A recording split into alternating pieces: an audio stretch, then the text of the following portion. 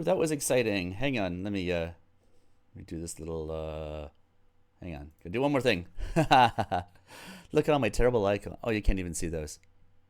Docs. Boom.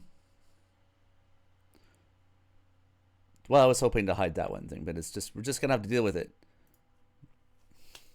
We're going to deal with it. Oh my goodness. Okay.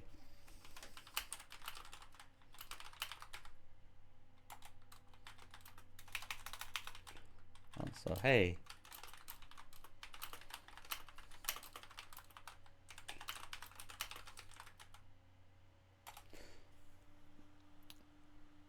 Right then. So, before I launched into this, there were like, I'm just gonna scroll over a little bit and show you. Actually, let me just make this a little bigger. Let's maximize our screen real estate. Yeah. All right. Like, there's this bit that the translator says, and he's like, I think he was trying to make a joke. Hi there. Thanks. I think if you're going to be an extra literalist, you could have also added, this isn't just me reading. You comedian, you. Gosh, where was I? Anyway, so the translator has like a bunch of stuff, and I think he's trying to make a joke about his poetry. But honestly, I was just kind of like, man, there's only one person here who's going to write long, rambling paragraphs, and that's not you, son. I mean, he's dead, so he's older than me, but whatever. And then there's the author's prologue, which I'm also going to skip. I just want to get into this, and in preambling, I'm not getting into it, so enough of that, huh? So, Book 2, Chapter 1 of the Original and Antiquity of the Great Pantagruel. Whoa. Excuse me again. Try not to have pickles like less than half an hour before you're reading, because then, you know, your pickles are going to revisit you. Was that too much information? It felt like something out of Pantagruel there. It will not be an idle nor unprofitable thing, seeing we are at leisure, to put you in mind of the fountain and original source whence is derived unto us the good Pantagruel. Yeah, I'm looking forward to that too. For I see that all good historiographers have thus handled their chronicles, not only the Arabians, barbarians, and Latins, but also the gentle Greeks, who were eternal drinkers. You must therefore remark that at the beginning of the world, I speak of a long time, it is above 40 quarantaines, or 40 times 40 nights, according to the supputation of the ancient Druids. A little after that, Abel was killed by his brother Cain. The earth, imbrued with the blood of the just, was 1 year so exceeding fertile in all those fruits which it usually produceth to us. That's hard to say. Produceth. And especially in medlars, that ever since throughout all ages it hath been called the year of the great medlars. For 3 of them did fill a bushel. Oh, yeah, okay, but only true Greeks. No, I just went there. In it, the calends were found by the Grecian. Try that again. In it, the calends were found by the Grecian almanacs. There was that year nothing of the month of March in the time of Lent, and in the middle of August was in May.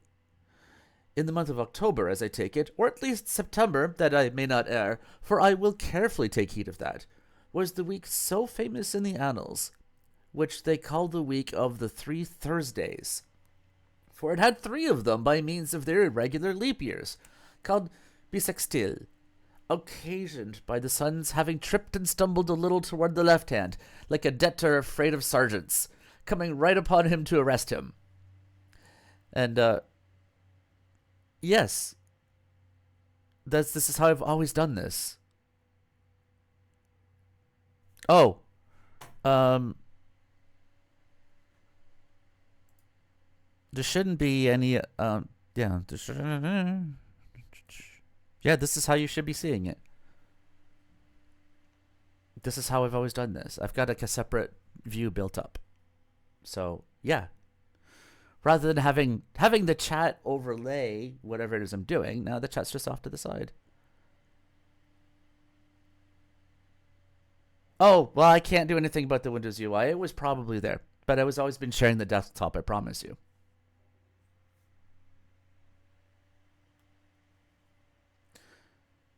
Enough of that. I was trying to get trying to invoke Dylan Moore in there. Enough questions.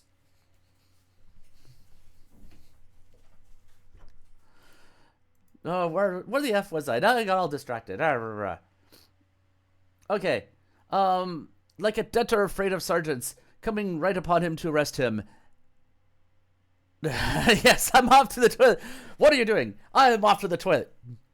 Why? I gotta put this harmonica in it.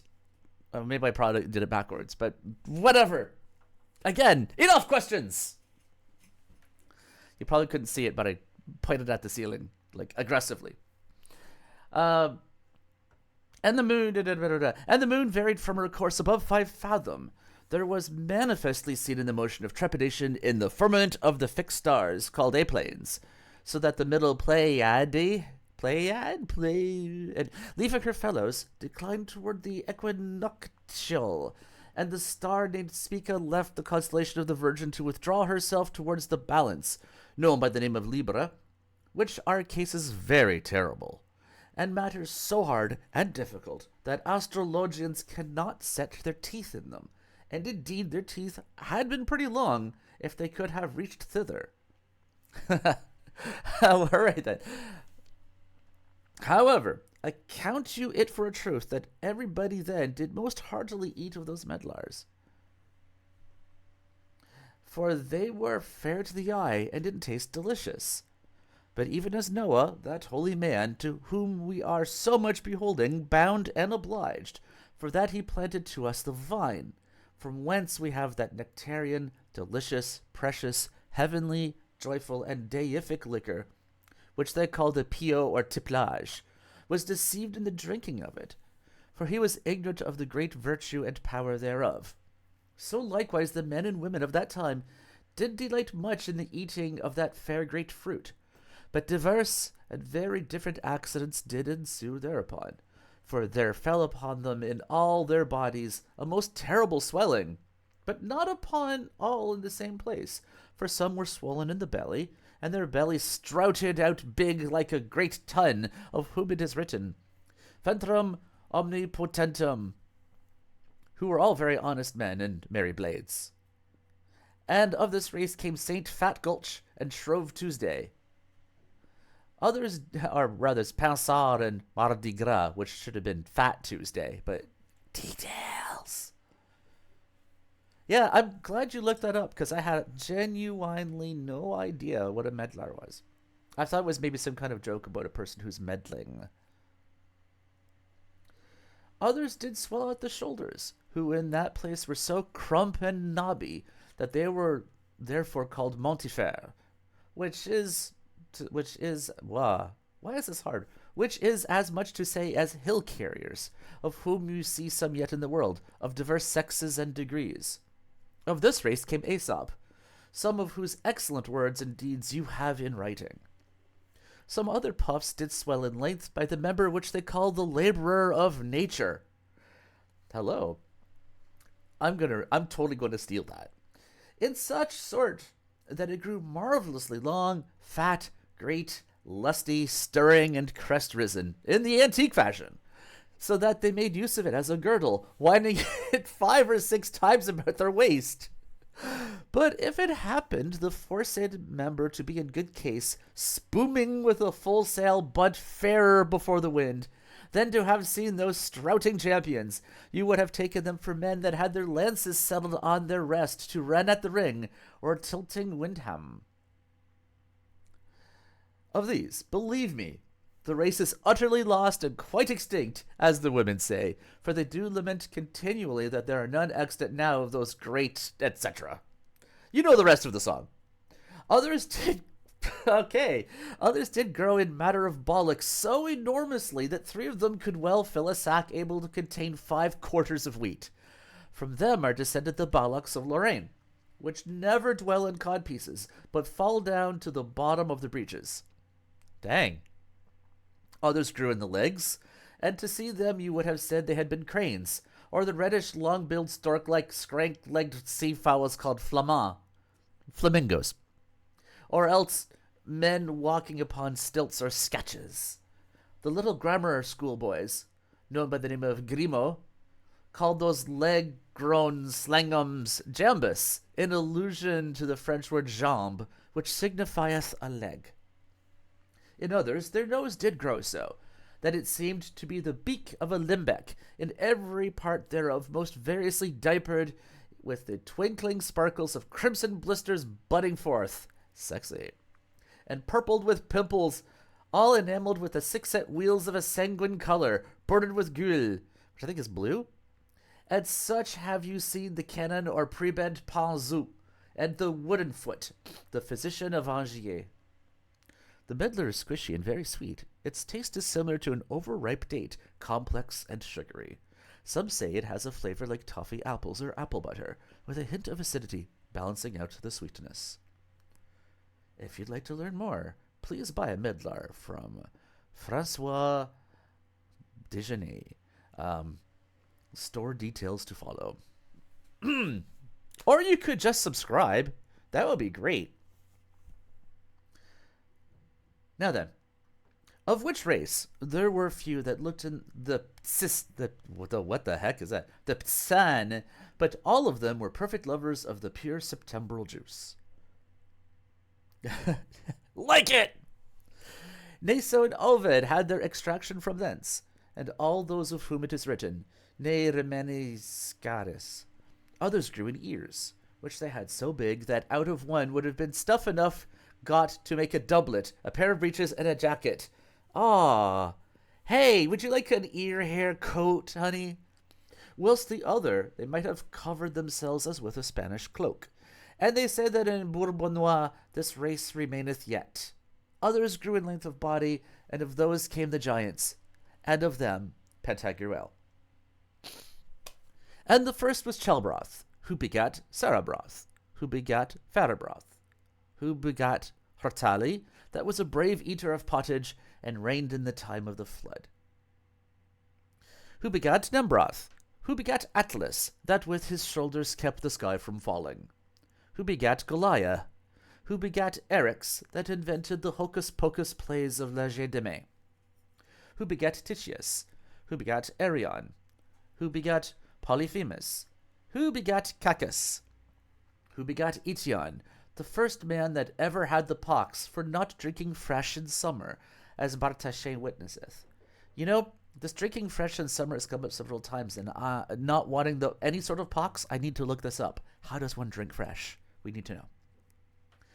Who begat Enceladus, who begat Ceus, who begat Typhaeus, who begat Aleus, who begat Othus, who begat Aegion, who begat Briareus, that had 100 hands, who begat Porphyrio, who begat Adamastor, who begat Antaeus, who begat Agatho, who begat Porus, against whom fought Alexander the Great.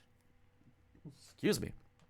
Who begat Aranthas, who begat Gabara, that was the first inventor of the drinking of healths, who begat Goliah of Secondie, who begat Ophot, that was terribly well nosed for drinking at the barrel-head, who begat Artacaeus, who begat Oromedon, who begat Gemagog, the first inventor of Poulin shoes, which are open on the foot and tied over the instep with a lacet, who begat Sisyphus, who begat the Titans of whom Hercules was born, who begat Ine, the most skilful man that ever was in matter of taking the little worms, called Ciron, out of the hands, who begat Fiarabra, that was vanquished by Oliver, peer of France and Roland's comrade. The translation is basically proud of arms, by the way. Who begat Morgan, the first in the world that played at dice with spectacles.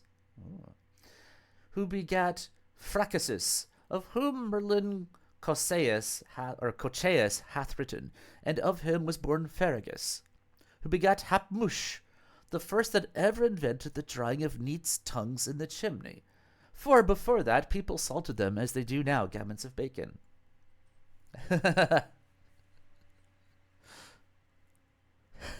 This is no glasses dice table, good sir. Who begat Bolivarax, who begat Longus, who begot Geolfo, whose bullocks were of poplar, and his prick of the service or sorb apple tree. Who begat Machefin, who begat Buslefer, who begat Angoulevent, who begat Gallo, the inventor of flagons, who begat Mirlango, who begat Galafre, who begat Falourdin, who begat Robos, who begat Sortibret of Conimbre, who begat Bruchet of Momiar, who begat Brouillet that was overcome by Ogier the Dane, or maybe they be Ogier, peer of France, who begat Mabre, who begat Foutasnon, who begat Haclebac, get that right, Haclebac, who begat Videgrin, who begat Gangrousier, who begat Gargantua, who begat the noble Pantagruel, my master. Oh, I know that, reading this passage, you will make a doubt within yourselves, and that grounded upon very good reason, which is this, how it is possible that this relation can be true, seeing at the time of the flood all the world was destroyed, except Noah and 7 persons more with him in the ark. 7 persons more with him in the ark, into whose number Hurtali is not admitted. Doubtless the demand is well made and very apparent, but the answer shall satisfy you, or my wit is not rightly cocked. And because I was not at that time to tell you anything of my own fancy, I will bring unto you the authority of the Massaret, good honest fellows, true ballocating blades and exact Hebraical bagpipers. I might go for a glass after all. Okay, thank you. And exact Hebraical bagpipers, who affirm that verily the said Hurtali was not within the ark of Noah, neither could he get in, for he was too big, but he sat astride upon it, with one leg on the one side and another on the other, as little children used to do upon their wooden horses, or as the great bull of Bern, which was killed at Marignan, did ride for his hackney, the great murdering piece called the Canon Pevier, a pretty beast of a fair and pleasant amble, without all question. In that posture he, after God, saved the ark from danger, for with his legs he gave it the brangle that was needful, and with his foot turned it whither he pleased, as a ship answereth her rudder. Those that were within sent him up victuals in abundance by a chimney, as people very thankfully acknowledging the good that he did them. And sometimes they did talk together, as Icaro Menipippus did to Jupiter, according to the report of Lucian. Have you understood this well? Drink then one good draught without water, for if you believe it not. No, truly do I not, quoth she. That is a whiplash.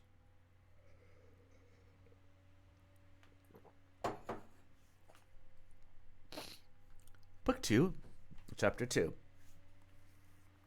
Of the nativity of the most dread and redoubted Pantagruel.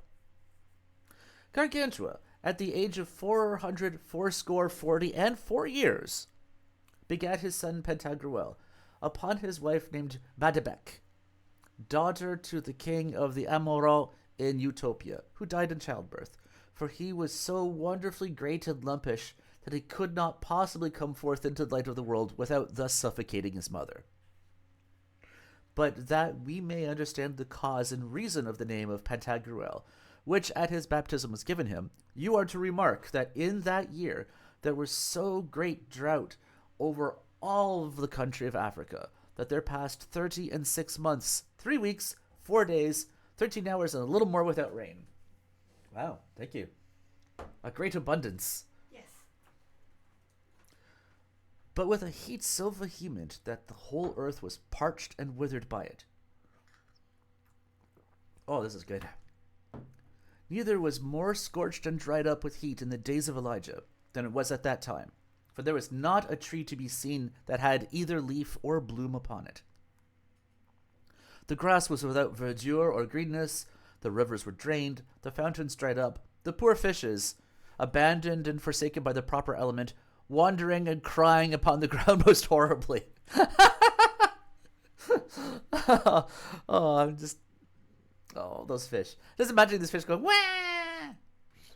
The birds did fall down from the air for want of moisture and dew wherewith to refresh them.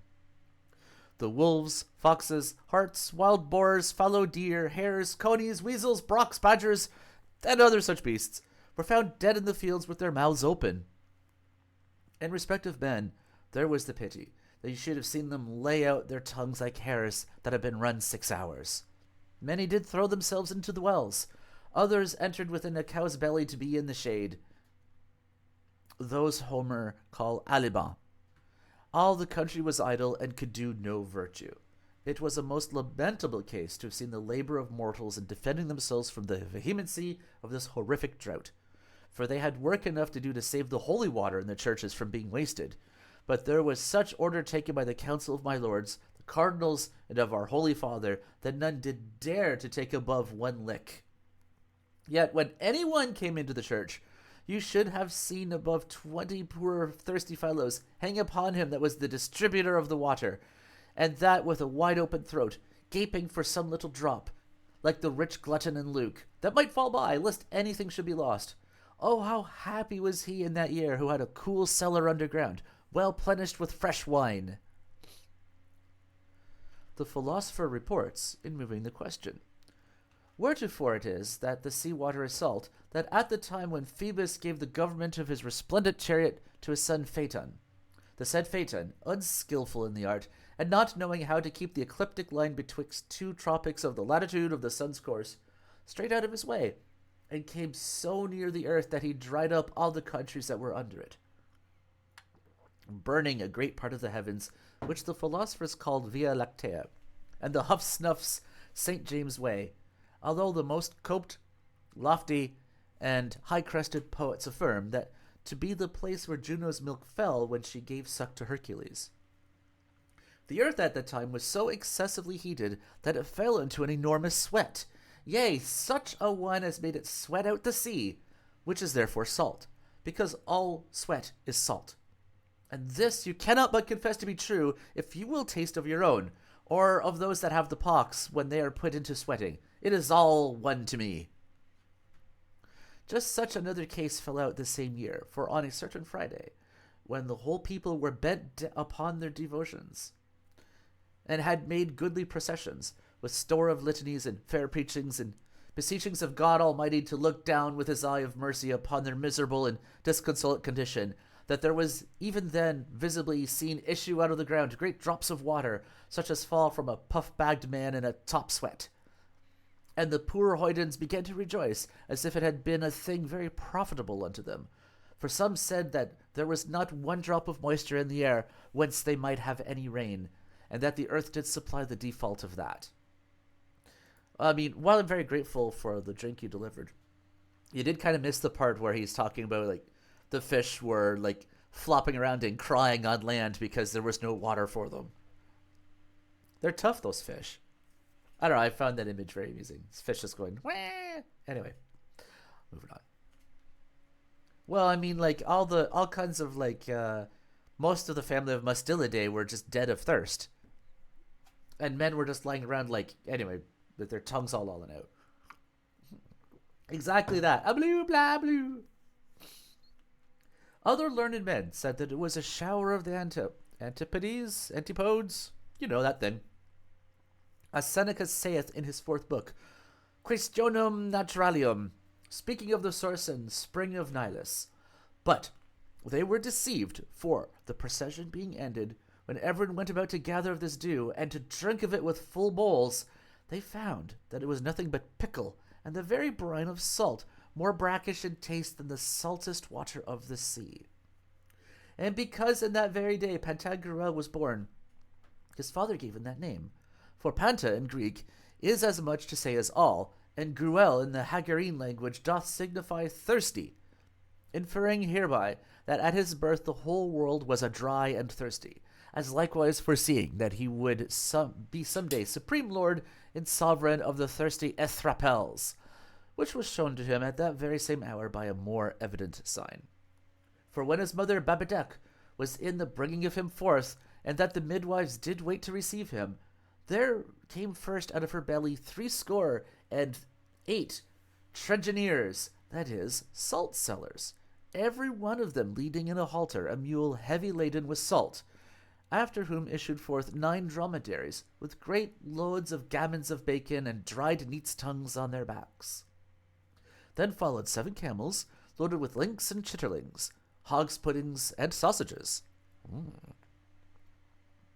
After them came out 5 great wains full of leeks, garlic, onions, and chibots, drawn with 35 strong cart horses, which was 6 for every one, besides the thiller.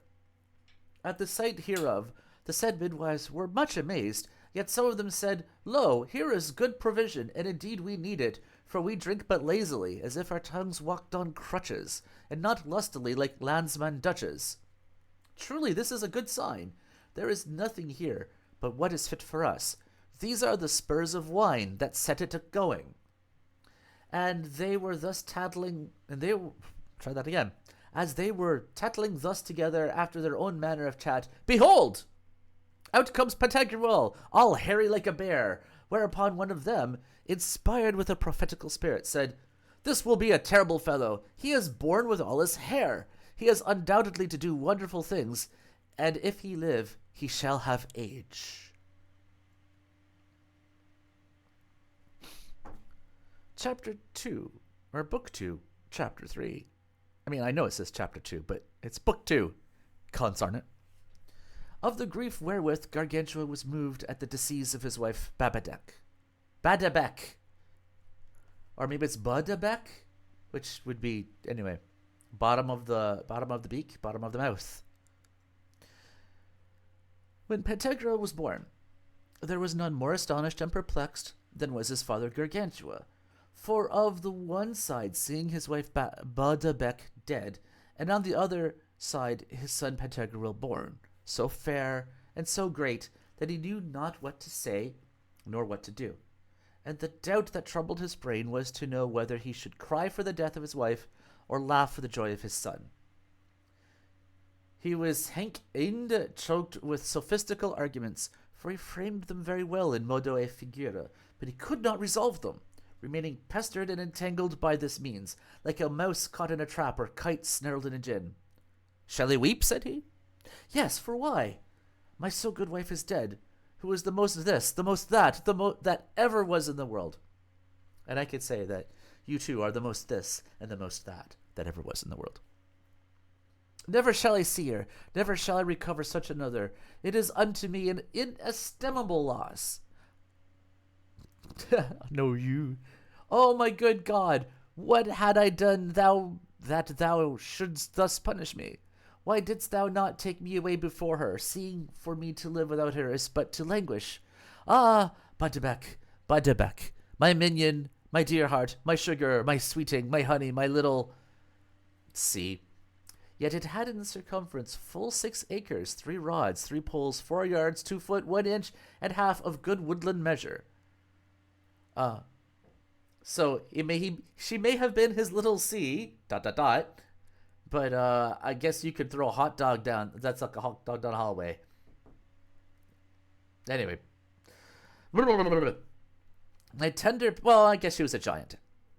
My tender Peggy, my codpiece darling, my bob and hit, my slipshoe lovey, never shall I see thee. O poor Pantagruel, thou hast lost thy good mother, thy sweet nurse, thy well-beloved lady. Codpiece darling. Hello, my baby. Hello, my darling. Hello, my codpiece gal. I don't know about you, but I'm amusing me anyway. Oh, false death, how injurious and despiteful hast thou been to me. How malicious and outrageous have I found thee in taking her from me, my well-beloved wife, to whom immortality did of right belong. With these words, he did cry like a cow, moo, moo, moo, but on a sudden fell a-laughing like a calf, mew, mew, mew, when Pantagruel came into his mind. Ha! My little son, said he, my chaldilolly, fedlifondi, dandlechucky, my balaki, my pretty rogue. Oh, how jolly thou art, and how much am I bound to my gracious God that hath been pleased to bestow on me a son so fair, so spriteful, so lively, so smiling, so pleasant, and so gentle, and also previously covered, so huge that his mother died in giving birth. Ho, ho, ho, ho! How glad I am! Let us drink, ho, and put away melancholy. Bring of the best, rinse the glasses, lay the cloth, drive out those dogs, blow this fire, light candles, shut that door there, cut this bread and sippets for brewis. Send away these poor folk in giving them what they ask. Hold my gown. I will strip myself into my doublet to make the gossips merry and keep them company. I'm going to see if that noise doesn't... Can you hear that noise in the background? Is that being picked up in the recording? I suspect it is. That's rude. Knock it off. Well, yeah, both of my windows are closed here, but it sounds like he's no. Somebody's little fart car.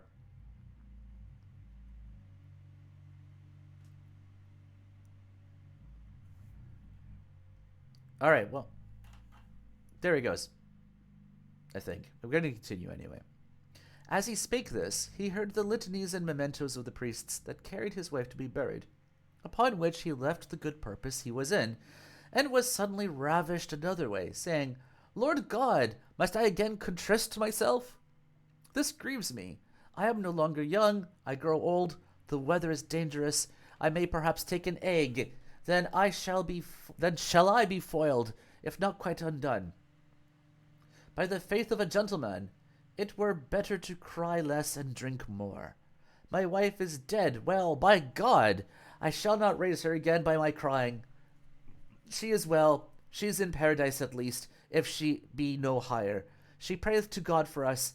She is happy. She is above the senses of our miseries, nor can our calamities reach her. What though she be dead? Must not we also die? The same debt which she hath paid hangs over our heads. Nature will require it of us. We must all some day taste of the same sauce. Let her pass then, and the Lord preserve the survivors. For I must now cast about how to get another wife. But she's okay. Well, this has got to be done.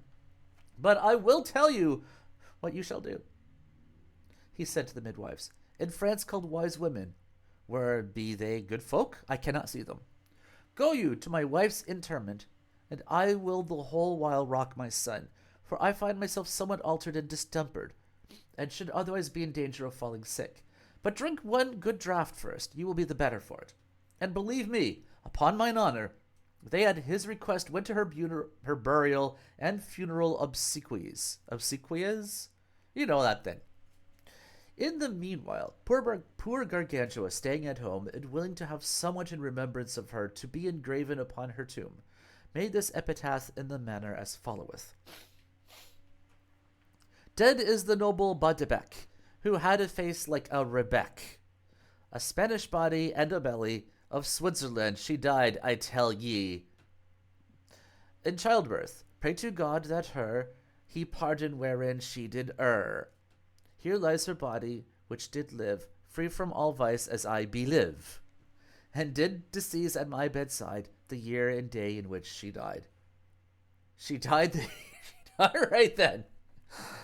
Oh man, that poetry is terrible. I should say the translation of the poetry is absolutely terrible. All right. Book 2, Chapter 4, of the Infancy of Pantagruel. I find by the ancient historiographers and poets that divers have been born into this world after very strange manners, which would be too long to repeat. Read, therefore, the 7th chapter of Pliny, if you have so much leisure. Yet, have you never heard of any so wonderful as that of Pantagruel? For it is a very difficult matter to believe, how in the little time he was in his mother's belly, he grew both in body and strength. That which Hercules did was nothing, when in his cradle he slew 2 serpents, for those serpents were but little and weak. But Pantagruel, being yet in the cradle, did far more admirable things, and more to be amazed at. I pass by here the relation of how, at every one of his meals, he supped up the milk of 4,600 cows, and how, to make him a skillet to boil his milk in, There were set at work all the braziers of Saumur and Anjou, of Villedieu in Normandy, and of Bramont and Lorraine, and they served in this white pot meat to him in a huge great bell, which is yet to be seen in the city of Bourges and Berry, near the palace. But his teeth were already so well grown, and so strengthened with vigor, that of the bell he bit off a great morsel, as very plainly doth appear till this hour. One day in the morning, when they would have made him suck one of his cows, for he never had any other nurse, as the history tells us, he got one of his arms loose from the swaddling bands wherewith he was kept fast in the cradle, laid hold on the said cow under the left foreham, and grasping to her, ate up her udder and half of her paunch, with the liver and the kidneys, and how devoured all up, if she had not cried out most horribly, as if the wolves had held her by the legs, at which noise company came in and took away the said cow from Pantagruel. Yet could they not so well do it but that the quarter whereby he caught her was left in his hand, of which quarter he gulped up flat... I'm getting tripped up here. And of which quarter he gulped up the flesh in a trice, even with as much ease as you would eat a sausage, and that so greedily with desire of more, that, when they would have taken away the bone from him, he swallowed it down whole, as a cormorant would do a little fish, and afterwards began fumblingly to say, "Good, good, good," for he could not yet speak plain, giving them to understand thereby that he had found it very good, and that he did lack but so much more. Which when they saw that attended him, they bound him with great cable ropes, like those that are made at Tain for the carriage of salt to Lyons, or such as those are whereby the great French ship rides at anchor in the road of New Haven in Normandy. But on a certain time a great bear, which his father had bred, got loose, came toward him, and began to lick his face, for his nurses had not thoroughly wiped his chaps, at which unexpected approach being on a sudden offended, he as lightly rid himself of those great cables as Samson did of the hawser ropes wherewith the Philistines had tied him, and, by your leave, takes me up my lord the bear, and tears him to you in pieces like a pullet, which served him for a gorgeful or a good warm bit for that meal. Or as we might say in Quebec, y'a bouché à un coin. Whereupon Gargantua, fearing lest the child should hurt himself, caused 4 great chains of iron to be made to bind him, and so many strong wooden arches unto his cradle, most firmly stucked and mortised in huge frames. Of those chains you have one at Rochelle, which they draw up the night betwixt the 2 great towers of the haven. Another is at Lyons, a third at Angers, and the 4th was carried away by the devils to bind Lucifer, who broke his chains in those days by reason of a colic that did extraordinarily torment him, taken with eating a sergeant's soul fried for his breakfast. And therefore you may believe that which Nicholas de Lyra saith upon that place of the Psalter where it is written, E og regem basan, that the said Og, being yet little, was so strong and robustious, that is a good word, robustious, that they were fain to bind him with chains of iron in his cradle. Thus continued Pantagruel for a while, very calm and quiet, for he was not able so easily to break those chains, especially having no room in the cradle to give a swing with his arms. But see what happened once upon a great holiday, that his father Gargantua made a sumptuous banquet to all the princes of his court. I am apt to believe that the menial officers of the house were so busied in waiting each on his proper service at the feast that nobody took care of poor Pantagruel, who was left in a recollerum, behindhand, all alone and as forsaken. What did he? Hark what he did, good people. He strove and essayed to break the chains of the cradle with his arms, but could not, for they were too strong for him. Then did he keep with his feet such a stamping stir, and so long, that at last he beat out the lower end of his cradle, which notwithstanding was made of a great post 5 foot in square. And as soon as he had gotten out his feet, he slid down as well as he could till he got his soles to the ground. And then with a mighty force he rose up, carrying his cradle upon his back, bound to him like a tortoise that crawls up against a wall. And to have seen him, you would have thought it had been a great carrack of 500 tons upon one end. In this manner he entered into the great hall where they were banqueting, and that very boldly, which did much affright the company. Yet, because his arms were tied in, he could not reach anything to eat, but with great pains stooped now and then to take a little with the whole flat of his tongue some lick, good bit, or morsel. Which when his father saw, he knew well enough that they had left him without giving him anything to eat, and therefore commanded that he should be loosed from the said chains by the council of the princes and lords there present. Besides that, also the physicians of Gargantua said that, if they did thus keep him in the cradle, he would be all his lifetime subject to the stone. When he was unchained, they made him to sit down, where, after he had fed very well, he took his cradle and broke it into more than 500,000 pieces with one blow of his fist that he struck in the midst of it, swearing that he would never come into it again. Incidentally, I guess that's where I learned how to punch a tank. Book 2, Chapter 5. Of the acts of the noble Pantagruel in his youthful age. Thus grew Pantagruel. Oh, the cradle was asking for it too. Thus grew Pantagruel from day to day, and to everyone's eye waxed more and more in all his dimensions, which made his father to rejoice by a natural affection. Therefore caused he to be made for him, whilst he was yet little, a pretty crossbow wherewith to shoot at small birds, which now they call the great crossbow at Chantel.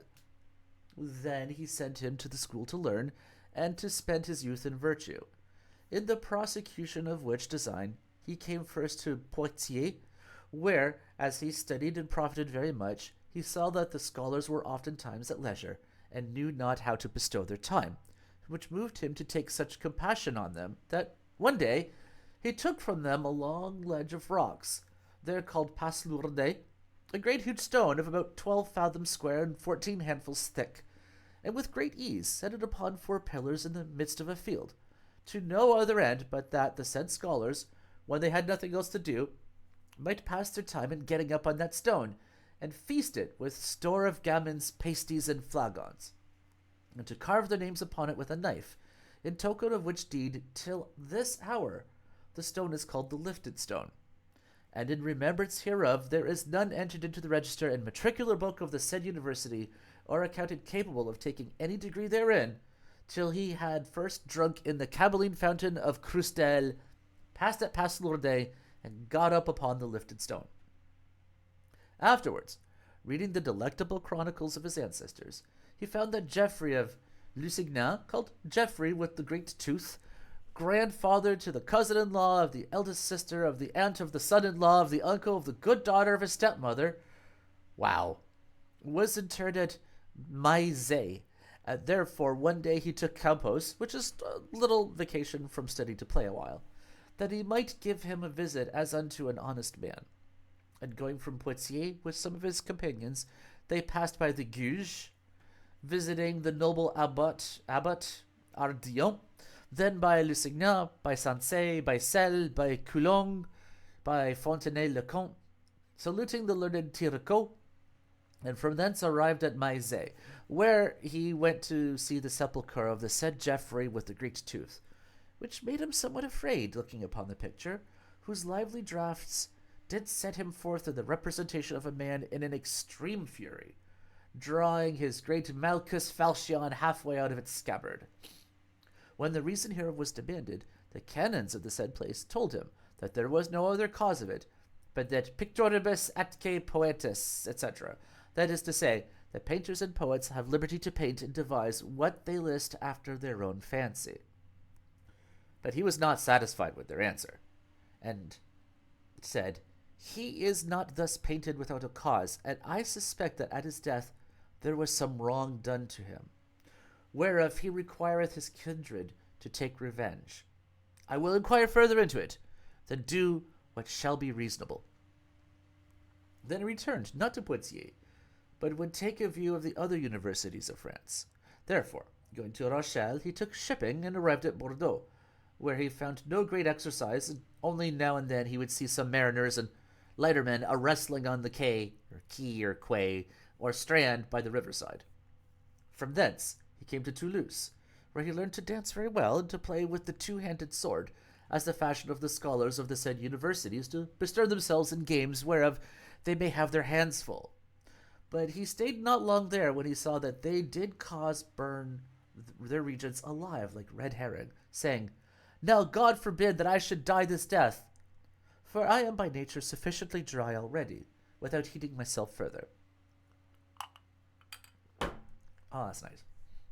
He then went to Montpellier, where he met with the good wives of Mirvaux, and good jovial company withal, and thought to have set himself to the study of physic.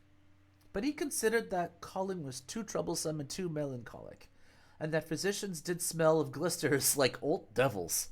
I know, right? Therefore, he resolved he would study the laws, but seeing that there were but 3 scald and 1 bald-pated legist in that place, he departed from thence, and in his way made the bridge of guard in an amphitheatre of Nimes in less than 3 hours, which, nevertheless, seems to be a more divine than human work. After that he came to Avignon, where he was not above 3 days before he fell in love, for the women there take great delight in playing at the close buttock game, because it is papal ground.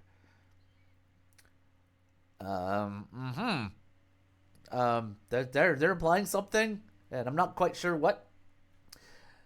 Which his tutor and pedagogue Epistemon perceiving, he drew him out of that place, and brought him to Valence in the Dauphiny, where he saw no great matter of recreation, only that the lubbers of the town did beat the scholars, which so incensed him with anger, that when, upon a certain very fair Sunday, the people being at their public dancing in the streets, and one of the scholars offering to put himself into the ring to partake of that sport, the foresaid lubberly fellows would not permit him the admittance into their society.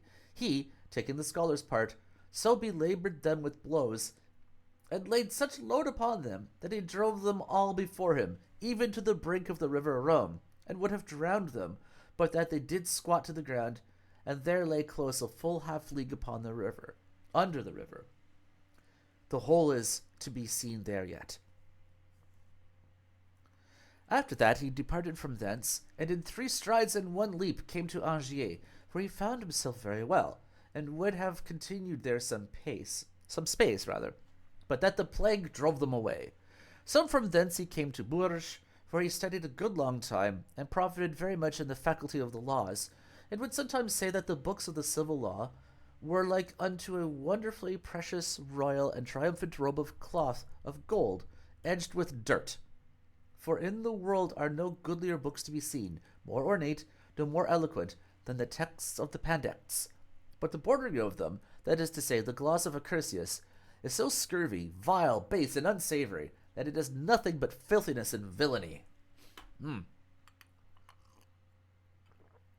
Going from Bourges, he came to Orleans, where he found store of swaggering scholars that made him great entertainment at his coming, with whom he learned to play at tennis so well that he was a master in that game. For the student of that said place made a prime exercise of it, and sometimes they carried him unto Cupid's houses of commerce, in that city termed islands, because of their being most ordinarily environed with other houses, and not contiguous to any. There to recreate his person at the sport of Poussavant, which the wenches of London call the Firkers Inn and Inn. Okay. As for breaking his head with overmuch study, he had an especial care not to do it in any case, for fear of spoiling his eyes. Which he the rather observed, for that it was told him by one of his teachers, there called regents, that the pain of the eyes was the most hurtful thing of any to the sight. For this cause, when he one day was made a licentiate or graduate in law, one of the scholars of his acquaintance, who of learning had not much more than his burden, thought instead that he could dance very well and play at tennis, made the blazon and device of the licentiates in the said university, saying, So you have in your hand a racket, a tennis ball in your cod placket, a pandeclaw in your cap's tippet, and that you have the skill to trip it. In a low dance you will be allowed the grant of a licentiate's howd. I don't know how you're going to get allowed to rhyme with hood, frankly. I guess he could be alud. I'm overthinking this. All right. And those books were something vile, I'm wagering. Where is it? I was looking for something. Oh, it's going to be in another window. Can't check it now. Okay. Book 2, Chapter 6. How are we doing here? How Pantagruel met with a Limousin, who too affectedly did counterfeit the French language. Upon a certain day, oh yeah, it was, well, late 1500s, like 1570, I think. But yeah. Oh, but it was translated to English in the 1800s, late-ish 1800s. If I remember though, the translator this current translation was working from an older English translation. I don't recall rightfully, and I did kind of skip that long rambling thing, but the translation is well over a century old. What were you thinking?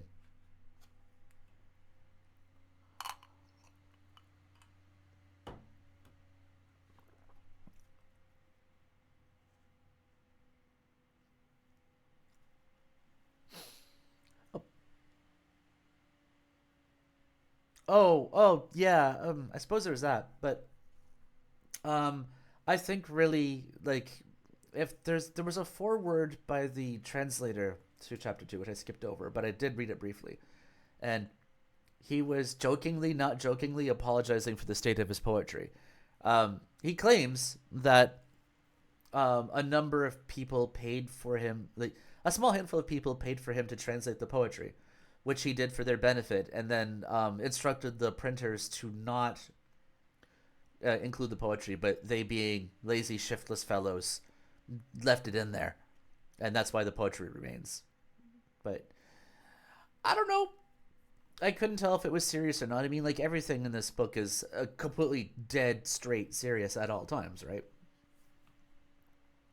Anyway, upon a certain day, I know not when, Pantagruel walking after supper with some of his fellow students without that gate of the city through which we enter on the road to Paris.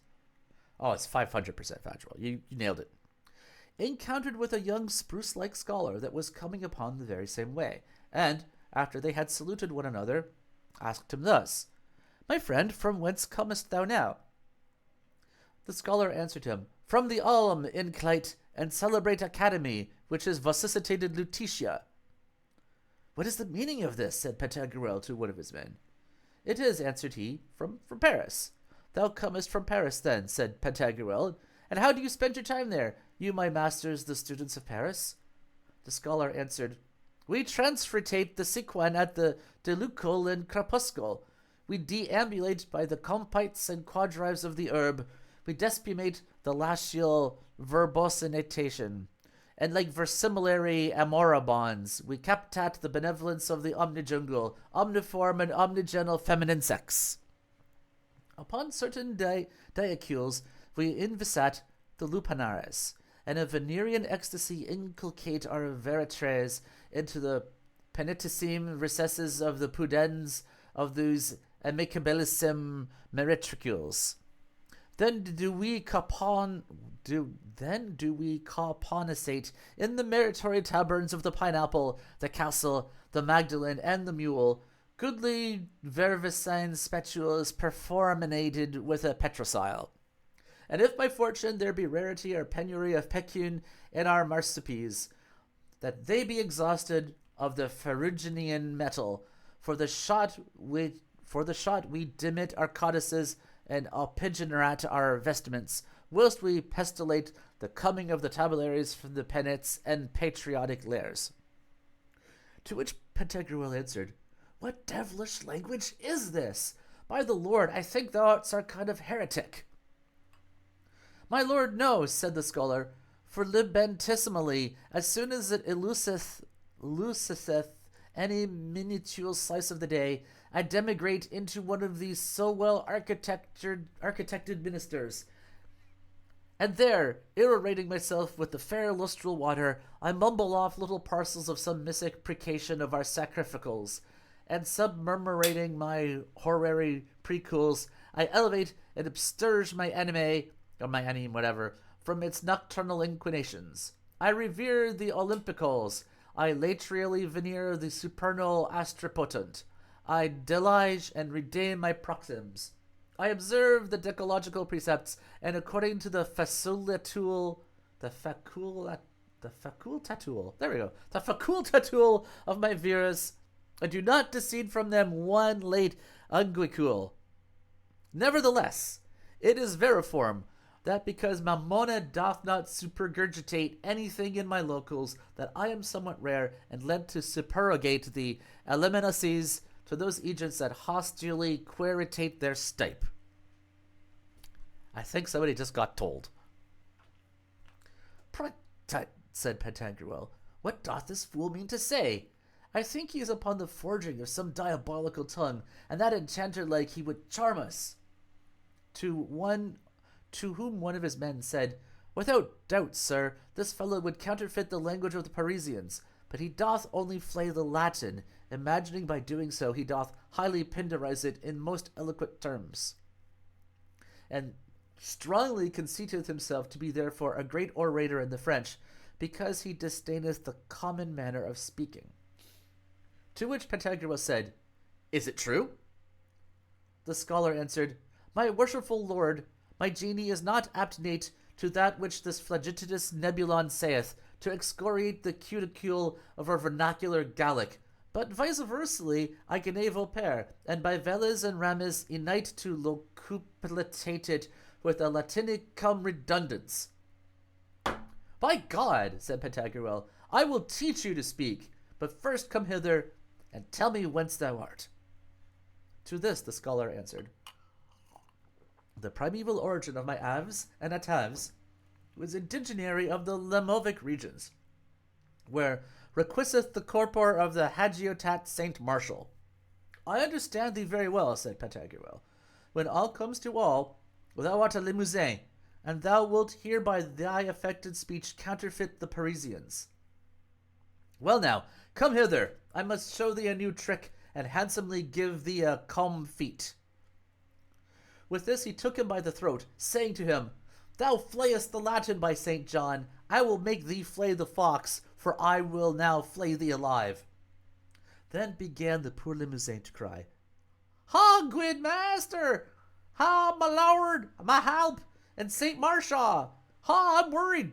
Ha, my thrupple, the bead of my crag is brook! Ha, for God's sake, not my lean master, wah, wah, wah! This sounds racist or something. Now, said Pantagruel, thou speakest naturally. And so let him go, for the poor Limousin had totally bewrayed and thoroughly con-shit his breeches, which were not deep and large enough, but round, straight, canyoned gregs, having in the seat a piece like a keeling's tail, and therefore in French called it de chose à cul de merlus. Con-shitified is a really good word. Then, said Pantagruel, Saint Alipatin, what civet? Fie, to the devil with his turnip-eater, as he stinks! And so let him go. But this hug of Pantagruel's was such a terror to him all the days of his life, and took such a deep impression in his fancy, that very often, distracted with sudden affrightments, he would startle and say that Pantagruel had held him by the neck. Besides that, it procured him a continual draught and desire to drink, so that after some few years he died of the death Roland, in plain English, called thirst. A work of divine vengeance, showing us that which saith the philosopher and Aulus Gellius, that it becometh us to speak according to the common language, and that we should, as said Octavian Augustus, strive to shun all strange and unknown terms with as much heedfulness and circumspection as pilots of ships use to avoid the rocks and banks in the sea. Speak straight or you're going to get con-shitified. That's the lesson to be learned.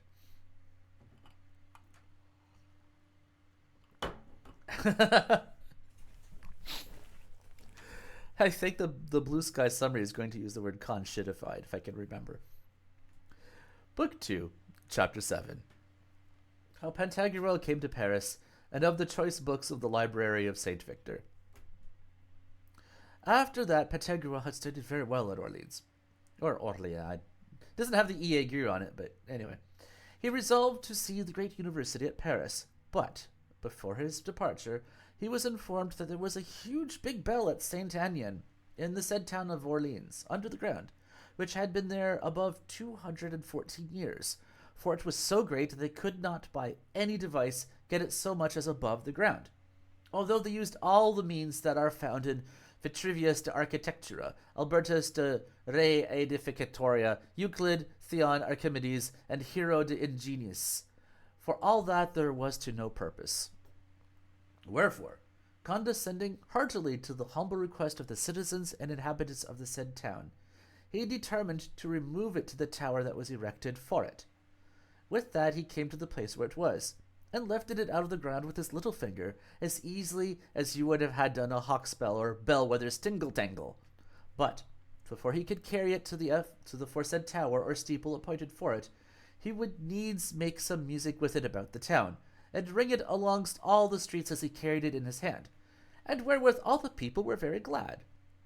But there happened one great inconveniency, for with carrying it so, and ringing it about the streets, all the good Orleans wine turned instantly, waxed flat, and was spoiled, which nobody there did perceive till the night following, for every man found himself so altered and adry with drinking these flat wines, that they did nothing but spit, and that was as white as Malta cotton, saying, "We have of the Pantagruel, and our very throats are salted."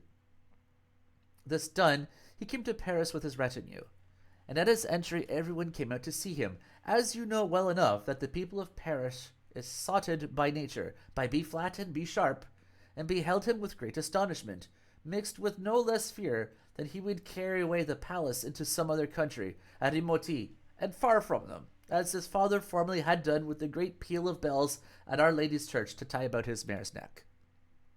Now, after he stayed there a pretty space, and studied very well in all the 7 liberal arts, he said it was a good town to live in, but not to die, for that the grave-digging rogues of St. Innocent used in frosty nights to warm their bums with dead man's bones. In his abode he found there the library of St. Victor, a very stately and magnific one, especially in some books which were there, of which followeth the repertory and catalogue e primo. And, oh, okay, it's not so bad. I was afraid it was going to be a poem.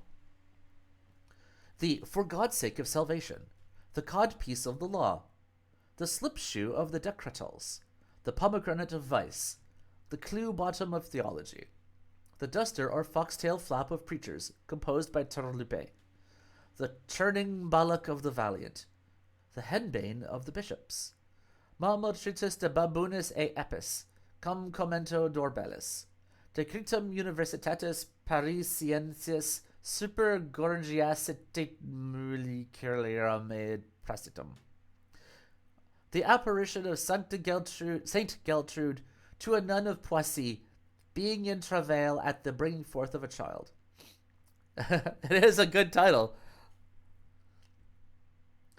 Ars honest fartundi in societe per Marcum Corvinum, the mustard pot of penance, the gamashes, alias the boots of patience, formicarium artium, Dobrodium ursu e honeste cortandi par sylvestrum promer, the cosined or gulled in court, the frail of the scriveners, the marriage packet, the cruzy or crucible of contemplation, the flim-flams of the law, I like that one, the prickle of wine, the spur of cheese, Rebuffatarium Scholarium, Tartarus de Modiocendi, the bravades of Rome, Brico de differentis browsarum, the tailpiece cushion or close breech of discipline, the cobbled shoe of humility, the trivet of good thoughts, the kettle of magnanimity, the cavilling entanglements of confessors,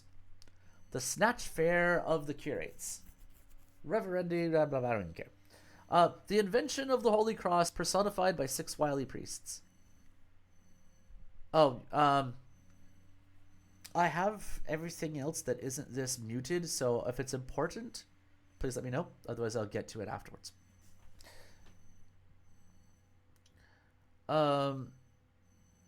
The invention of yeah, okay, I did that. The invention of the Holy Cross is really pleased. Oh, okay. Well, I'll go. Hang on. Then I need to pause this because I can't look at this without it popping up on the stream. So, with apologies, I'm going to just briefly hide the screen.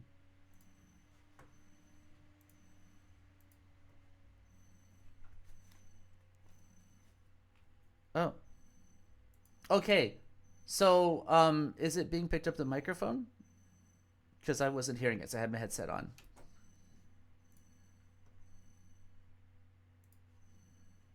Or did you want to just go? I mean, I'm looking for your insight here.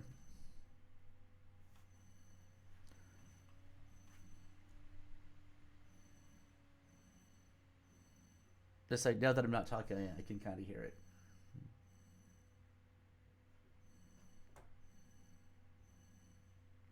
Let me just transition again. All right.